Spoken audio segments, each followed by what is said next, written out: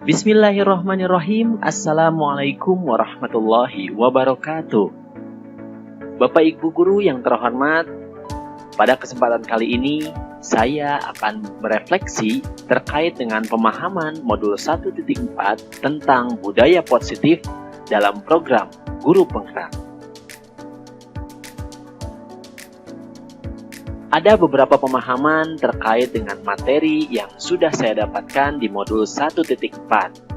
Pertama, terkait dengan disiplin positif. Disiplin positif ini adalah disiplin yang berasal dari dalam motivasi internal atau dari dalam diri peserta didik itu sendiri, sehingga dia melakukan sesuatu itu atas dasar keyakinan atau nilai-nilai kebajikan yang sudah ia yakini.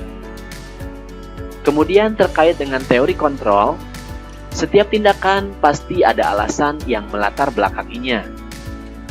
Di sini saya memahami bahwa sebenarnya guru tidak bisa mengontrol murid, tetapi guru harus bisa membuat siswa memberikan kontrol dirinya kepada guru itu sendiri. Kemudian terkait dengan teori motivasi, yang saya pahami adalah bahwa setiap orang itu memiliki motivasi, baik motivasi internal maupun motivasi eksternal. Motivasi internal adalah motivasi yang muncul dari dalam dirinya sendiri, sedangkan motivasi eksternal adalah motivasi yang muncul dari luar diri peserta didik. Materi berikutnya adalah terkait dengan hukuman dan penghargaan. Yang saya pahami terkait dengan hukuman dan penghargaan ini, bahwa hukuman dan penghargaan ini adalah salah satu teknik untuk bisa memotivasi peserta didik. Akan tetapi, motivasi ini bersifat eksternal, sehingga sebenarnya kurang baik juga untuk peserta didik. Materi berikutnya adalah terkait dengan posisi kontrol guru. Posisi kontrol ini maksudnya adalah sikap guru dalam menghadapi tindakan yang salah dari siswa. Di sini ada 5 posisi kontrol guru. Pertama adalah sebagai seorang penghukum, di mana guru senantiasa menghukum ketika ada siswa yang melakukan kesalahan. Kemudian yang kedua adalah pembuat rasa bersalah. Di sini, guru memberikan rasa ketidaknyamanan dan juga perasaan bersalah kepada siswa yang melakukan tindakan kesalahan tersebut. Kemudian ada yang berposisi sebagai seorang teman. Di sini, guru bertindak untuk mengajak peserta didik supaya dia bisa kembali untuk menerapkan keyakinan-keyakinan atau nilai kebajikannya. Posisi berikutnya adalah posisi pemantau. Di sini, guru hanya melihat, mengawasi apakah tindakan murid itu sesuai dengan peraturan atau tidak sesuai, dan juga bagaimana hukuman yang sudah disepakati atau telah dibuat oleh kelas ataupun sekolah, sehingga siswa harus melakukan hukuman ataupun konsekuensi yang sudah ditetapkan. Dan kemudian posisi kontrol yang kelima adalah yang terbaik. Di sini posisi kontrol manager, di mana guru ini bertindak untuk memberikan kemerdekaan kepada siswa, sehingga siswa bisa lebih mandiri dan bertanggung jawab atas kesalahan yang sudah dilakukan. Materi selanjutnya adalah tentang kebutuhan dasar manusia. Di sini kita memahami bahwa setiap tindakan manusia ini didasari dari 5 kebutuhan dasar. Yang pertama adalah bertahan hidup, kasih sayang dan rasa diterima, atau kebutuhan untuk diterima oleh lingkungan. Selanjutnya adalah penguasaan, yaitu kebutuhan pengakuan atas kemampuan yang dimilikinya. Kemudian kebutuhan kebebasan, yaitu kebutuhan akan pilihan yang bisa dia pilih. Dan yang terakhir adalah kebutuhan kesenangan atau kebutuhan untuk merasa senang. Materi selanjutnya adalah tentang keyakinan kelas. Keyakinan kelas ini adalah keyakinan terkait dengan nilai-nilai kebajikan yang sudah disepakati oleh sekolah atau kelas. Dan ini tidak diturunkan oleh seorang pemimpin, tapi disepakati oleh bersama. Materi berikutnya adalah tentang segitiga restitusi. Ini adalah tahapan yang dilakukan oleh guru ataupun orang tua dalam melakukan proses untuk menyiapkan anaknya, sehingga anaknya itu bisa melakukan restitusi atau memperbaiki kesalahan dan kembali kepada kelompoknya dengan karakter yang lebih kuat. Segitiga restitusi ini terdiri dari 3 tahapan. Yang pertama adalah menstabilkan identitas, yaitu mengembalikan dari identitas gagal menjadi identitas sukses. Kemudian yang kedua adalah validasi tindakan yang salah, yakni mengetahui atau memvalidasi apa kebutuhan dasar yang sebenarnya ingin dipenuhi oleh siswa yang melakukan kesalahan. Kemudian yang ketiga adalah menanyakan keyakinan, yakni mengembalikan lagi bagaimana tentang keyakinan akan nilai-nilai kebajikan yang sudah disepakati. Selanjutnya adalah menanyakan konsekuensi yang bisa dilakukan terkait dengan kesalahan atau tindakan yang sudah dilakukan. Dari materi-materi tersebut, terdapat hal yang menarik bagi saya dan juga di luar dugaan. Di antaranya, yang pertama, ternyata tidak semua penghargaan itu selamanya adalah baik. Bisa jadi penghargaan ini adalah sebagai sebuah hukuman ternyata. Dan ketika siswa tergantung kepada penghargaan yang diberikan, maka kita akan kerepotan sendiri untuk memberikan penghargaan-penghargaan setiap dia melakukan sesuatu. Kemudian yang kedua, ternyata terdapat posisi kontrol yang lebih baik dari seorang teman dan pemantau. Di sini yang sering saya lakukan adalah posisi kontrol sebagai seorang teman dan juga pemantau. Namun ternyata ada posisi kontrol yang lebih baik, yaitu sebagai seorang manajer. Kemudian yang ketiga adalah terdapat hal yang lebih penting daripada kesepakatan kelas, yaitu keyakinan kelas.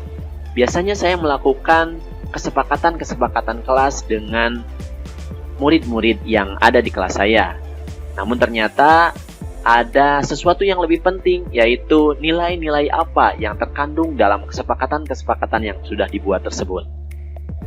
Kemudian yang selanjutnya, segitiga restitusi ini merupakan teori dari hal yang pernah dilakukan dalam menangani permasalahan murid.